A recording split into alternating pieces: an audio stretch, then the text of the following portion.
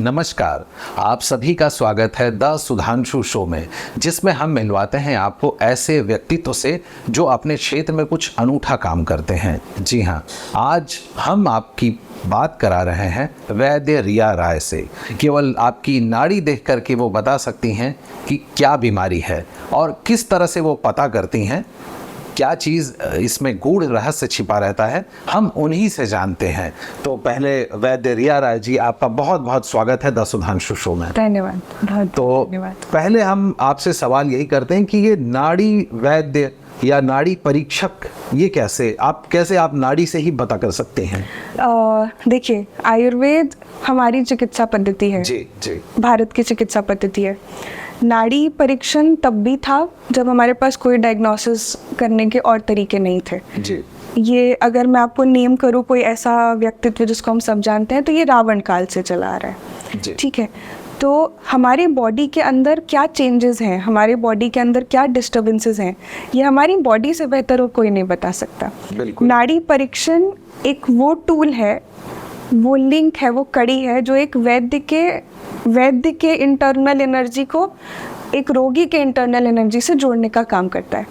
देखने में ये पल्स डायग्नोसिस जैसा लगता है क्योंकि मैं उंगली ऐसे रखती हूँ, but this is a very legit and very pure science, क्योंकि इसमें हम रिदम से पता करते हैं कि आपके अंदर आपकी अग्नि, जिसको हम अगर मैं लेम भाषा में बोलूँ तो डाइजेस्टिव फायर बोला जाता है, वो कितनी स्ट्रॉन्ग है, कितनी वीक है। वात पित्त कफ, ये 3 दोष हैं जो हमारे बॉडी के बेस माने जाते हैं। वो तीनों से आपकी प्रकृति डिसाइड होती है, विच इज़ जो आपका नेचुरल कंसिस्टेंसी, आप कैसे बने हैं, इन्हीं तीनों के डोमिनेंस से, और इन्हीं से आपके रोग भी निश्चित होते हैं। तो शरीर को जब हम अलग अलग पार्ट्स में डिवाइड करते हैं तब हमें रिपोर्ट्स की और उन सारी चीज़ों की ज़रूरत पड़ती है। जब हम शरीर को एक मान के काम करते हैं, जब हम शरीर के मूल रूप पे जाने की कोशिश करते हैं, तो नाड़ी परीक्षण ही एक जरिया है जो शाश्वत है, जो तब भी था जब कुछ नहीं था, जो अब भी है, कांस्टेंट वही है। जब कम से कम 100-150 रिपोर्ट्स आप चाहे तो करा सकते हैं, और ये तब भी रहेगा जब कहीं और कोई डिफरेंसेस आएंगे, जब और कोई चेंजेस आएंगे। मैं अपने आप को नाड़ी वैद्य बोल पा रही हूँ, यही मेरे लिए एक बहुत बड़ा सौभाग्य है कि मैं उन कुछ लोगों में से हूँ जो अपने आप को नाड़ी वैद्य की तरीके से इंट्रोड्यूस कर पाते हैं। तो ये बताइए कि ये क्या इतना टफ रहता है? जैसे जनरली हमने ये जो देखा हुआ है कि आप बीमार हुए तो आप डॉक्टर के पास गए, डॉक्टर ने कहा अच्छा ठीक है, ये ब्लड टेस्ट कराइए, और कुछ उनके वर्ड्स लिख देते हैं, और वो थायराइड टेस्ट कराइए, और अगर ज़्यादा पेट में प्रॉब्लम है, दर्द है, तो जैसा अकॉर्डिंग टू द प्रॉब्लम वो अल्ट्रासाउंड लिख देते हैं, एमआरआई लिख देते हैं। तो ये नाड़ी रोग में, नाड़ी वैद्य में क्या होता है? क्या आप लोग ब्लड वगैरह टेस्ट कराती हैं? सो बेसिकली जैसा आपने बताया, अगर कोई बीमार है तो वो हमारे पास आता है, हम उनका नाड़ी चेक करते हैं। ठीक, ये पल्स।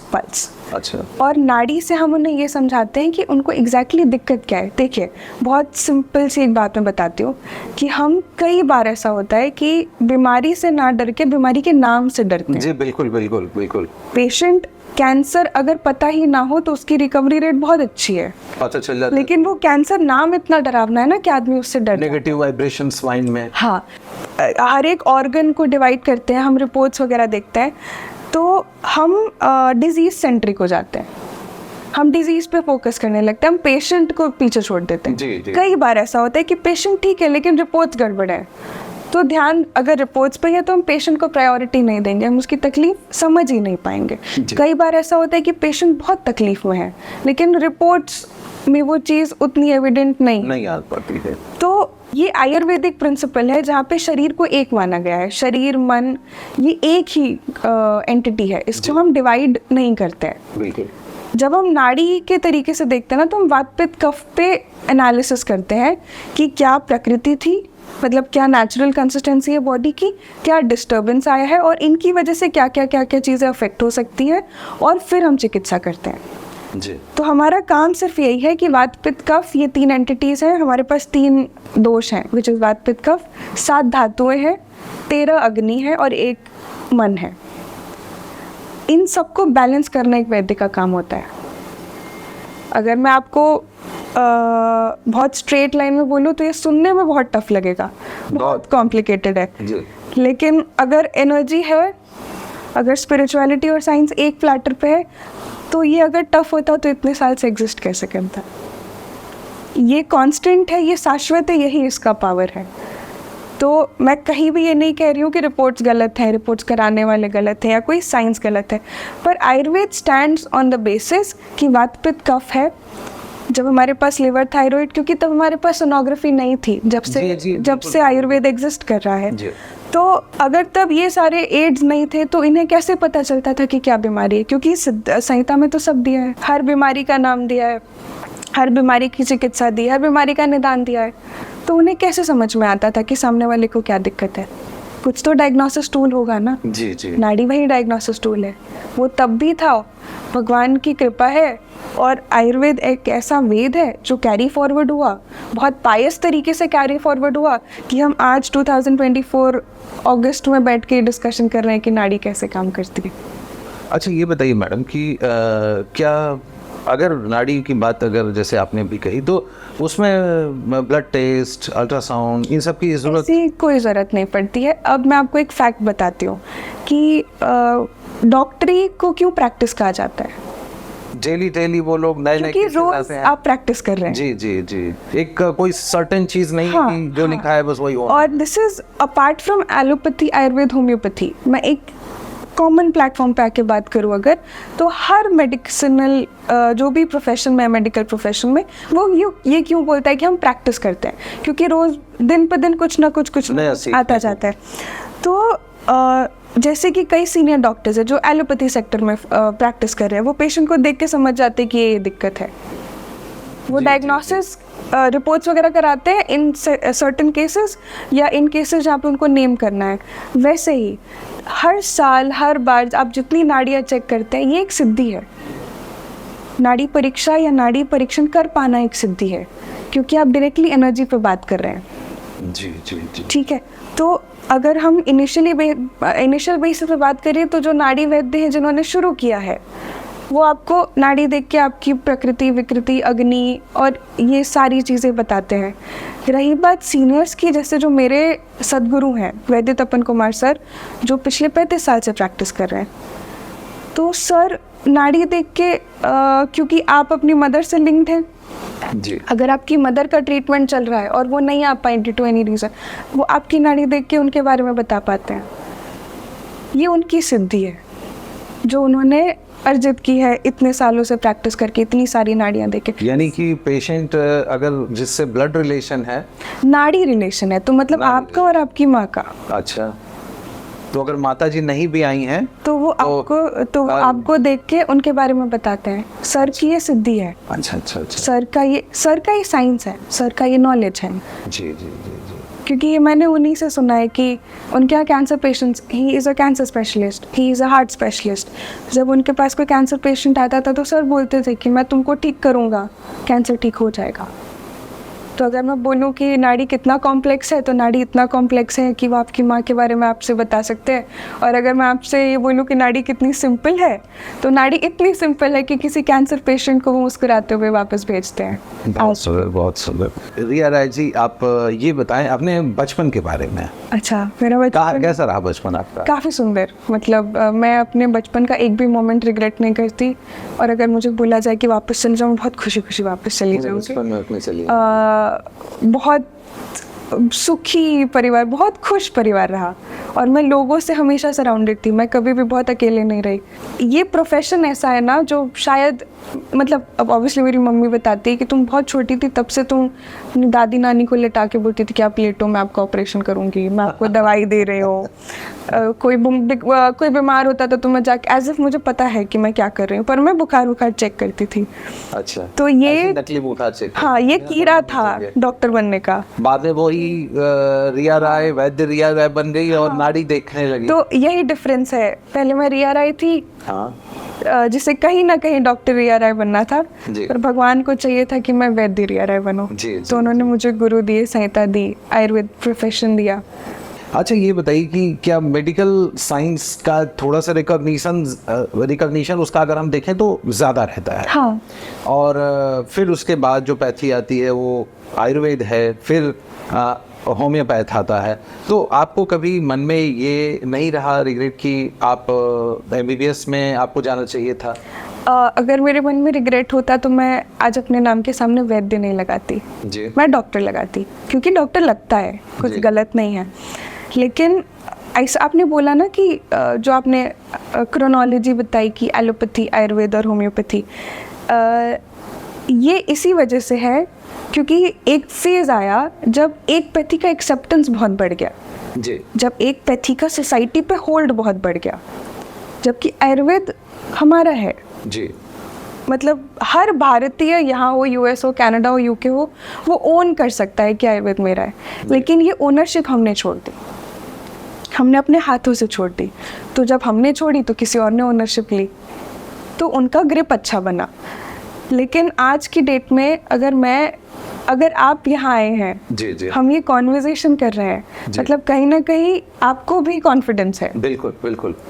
तो यही कॉन्फिडेंस एक ऐसी चीज़ होती है ना जो रिफ्लेक्ट करती है। जी जी अगर मैं ही सर झुका के बोलूँ हाँ मेरा नाम वैद्य रिया राय है, तो आप मेरे साथ यहाँ बैठे नहीं होते। क्या बात। पर आपके पहले फ़ोन कॉल पे आपने बोला मैम आपका नाम, और मैंने कहा वैद्य रिया राय, तो आपको वो वैद्य के कॉन्फिडेंस में कॉन्फिडेंस आया कि यहाँ जी, जाया जी, जा जी। सकता है। जी, फिर हमारी बात हुई आपसे और हमें ये लगा कि आप नाड़ी रोग विशेषज्ञ हैं, नाड़ी परीक्षक हैं। हाँ। तो हमें ये लगा कि ये कुछ खास अपना कर रही हैं काम। तो क्योंकि जैसा अभी के हम देख रहे हैं, अभी के सिनेरियो में कहीं भी जाइए तो डॉक्टर से ज़्यादा भीड़ हम देखते हैं कि अल्ट्रासाउंड सेंटर्स पे, एमआरआई सेंटर्स पे भीड़ रहती है। कहीं ना कहीं लोगों की रिलेवेंसी डायग्नोसिस सेंटर पे चली गई है, डॉक्टर्स की बात कर रहे हैं हम। तो इसलिए वहाँ भीड़, डॉक्टर से ज़्यादा भीड़ वहाँ पे डायग्नोसिस सेंटर पे चली गई है। तो आप इस चीज़ के मिथक को तोड़ने में लगी हुई है, तो हमें ये लगता है कि आपसे बात करना बड़ा अच्छा रहेगा। तो ये बताइए कि आपने शुरू से ही आयुर्वेद ही आपको जाने को मन किया? देखिए, आयुर्वेद एक ऐसी चीज़ थी जो हमारे कानों में बहुत ज़्यादा आती नहीं है। जी अगर मैं इस जनरेशन की बात करूं, अगर मैं हमारी जनरेशन थोड़ा ऊपर थोड़ा नीचे की बात करूं, तो doctor, clinic, hospitals, multi speciality hospitals, ये ऐसे टर्म्स है जो हम रोज़मर्रा की ज़िंदगी में सुनते हैं कि हाँ ठीक है, वो क्लिक बहुत जल्दी करता है। यहाँ पे मैं प्योर क्रेडिट देना चाहूँगी मेरे पापा को, क्योंकि उन्होंने डे 1 बोला था कि रिया अगर तुमको ये तो सबको पता था कि डॉक्टर बनना है, मेडिकल प्रोफेशन में जाना है।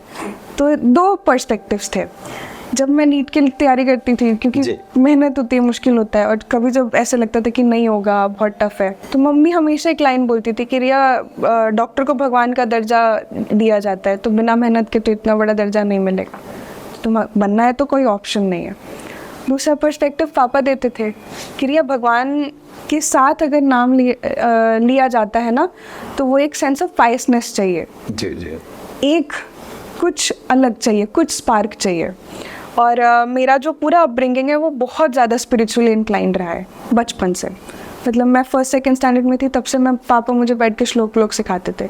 उन्होंने ये चीज़ मन में डाली थी कि उनका मन था कि तुम आयुर्वेद करो। और मुझे आज भी वो सीन याद है जब उन्होंने मुझे कॉल पे बोला था कि रिया एक बार भर के देखो, एक बार करके देखो, बाकी नहीं अच्छा लगा, नहीं मन किया तो मैं खड़ा हूँ, मैं तुमसे पूछूंगा भी नहीं कि क्यों छोड़ रही हो, तुम वापस घर आ जाना। अच्छा मैडम, हम ये पूछना चाहेंगे, आप इतने दिन से प्रैक्टिस में हैं, कभी पढ़ाई के समय या बाद में भी कभी आपको बहुत फख्र हुआ हो, कोई ऐसा पेशेंट आपने ठीक किया हो कि आपको लगा कि नहीं, आज हम अगर आयुर्वेद में हैं तो ये पेशेंट मेरी वजह से ठीक हो रहा है? कभी? मैं आपको एक बहुत सिंपल सी चीज़ बताती हूँ। सर है ना, तपन सर, वो हमेशा ये चीज़ बोलते हैं कि अगर आपके पास कोई पेशेंट आया, या तो वो रो के जाए, मन हल्का करके जाए, या तो वो खुश होके जाए, तब तो आपने कुछ किया, नहीं तो बाकी काम तो दवाई कर रही है। तो जब जब कोई पेशेंट मेरे सामने रो के मन हल्का करके गया है, या जब जब कोई हंस के गया है, मुझे उस हर पेशेंट के बाद भगवान को देख के मैंने थैंक यू बोला है कि मुझे आपने यहाँ बिठाया। तो मुझे हर उस पेशेंट के लिए फ़क्र है। क्या बात है। और एक छोटा सा सवाल, अगर रिया आज वैद्य नहीं होती तो क्या होती? रिया अगर आज वैद्य नहीं होती तो जर्नलिस्ट होती। जर्नलिस्ट। चलिए, कम से कम ऐसे ऐसे कदरदान है कि हम लोग का प्रोफेशन बचा हुआ है। वैसे अच्छा है कि कंपटीशन थोड़ा सा कम हो गया, क्योंकि रिया राजी वैद्य बन गई। और अभी हम कुछ चाहेंगे कि आप द सुधांशु शो के दर्शकों को कोई संदेश दे दें। ये मेरा सौभाग्य है कि मैं सुधांशु जी के साथ बैठ के इस तरीके से चर्चा कर रही हूँ। आयुर्वेद बहुत बड़ा है और आयुर्वेद हमेशा इतना ही बड़ा रहेगा। हम इसके छोटे छोटे पार्ट हैं और इस छोटे से पार्ट को इतना अटेंशन देना या जो भी मुझे मिल रहा है at a very early age of my career, इसका पूरा श्रेय मेरी संहिता और सदगुरु को जाता है। और इस पूरे शो के दौरान, इस पूरे कॉन्वर्जेशन के दौरान अगर मेरे मुंह से कुछ गलत निकला है, कुछ ऐसा जो शायद सही नहीं था, तो वो मैं ओन करती हूँ। और इस पूरे कॉन्वर्जेशन के दौरान कहीं कुछ अच्छा निकला, जिससे कहीं कोई खुश हुआ हो, किसी के मुंह पे स्माइल आई हो या कुछ ऐसा जिसने किसी को हेल्प किया हो, तो वो सब संहिता और सदगुरु का। क्योंकि आयुर्वेद आपको जितना ऊपर ले जाता है ना, उतना ज़मीन के नीचे ले जाता है अगर आपके पास गुरु है तो। इसीलिए आयुर्वेद गुरु शिष्य परंपरा से आया है। तो मैं बस यही कहना चाहूँगी कि आयुर्वेद हमारा है और जिस कॉन्फिडेंस से हम अपने नानी दादी को देखते हैं ना कि कुछ हुआ तो हम उनको फ़ोन करते हैं कि ऐसा हो गया, आप बताइए, ये हमारे अंदर इनकलकेटेड है। अब बस सोसाइटी को इस पे ट्रस्ट करने की ज़रूरत है। बहुत सारे मिथ हैं जो सोसाइटी में चल रहे हैं, क्योंकि बहुत सारी मिस इन्फॉर्मेशन सोसाइटी में नॉट सो रिलायबल सोर्सेज से फैल रही है। उससे बचें। हर घर में एक वैद्य हो तो आपको समझ में आएगा कि खुशी, सेहत, स्वास्थ्य का सानिध्यम कैसा होता है। सानिध्यम शब्द का प्रयोग मैं इसलिए करी क्योंकि मेरे क्लिनिक का नाम सानिध्यम आयुर्वेदा क्लिनिक है। तो हमेशा एक वैद्य के सानिध्यम में रहे, हमेशा आयुर्वेद के सानिध्यम में रहे, तो जीवन और खुशहाल और बहुत ज़्यादा स्वस्थ हो जाएगा। बहुत बहुत धन्यवाद वैद्य रिया राय जी, आपने इतना कीमती वक्त हमारे को दिया, इसके लिए बहुत बहुत धन्यवाद। तो आज बस इतना ही। अगली बार हम होंगे एक नए व्यक्तित्व के साथ। तब तक के लिए देखते रहिए द सुधांशु शो। नमस्कार।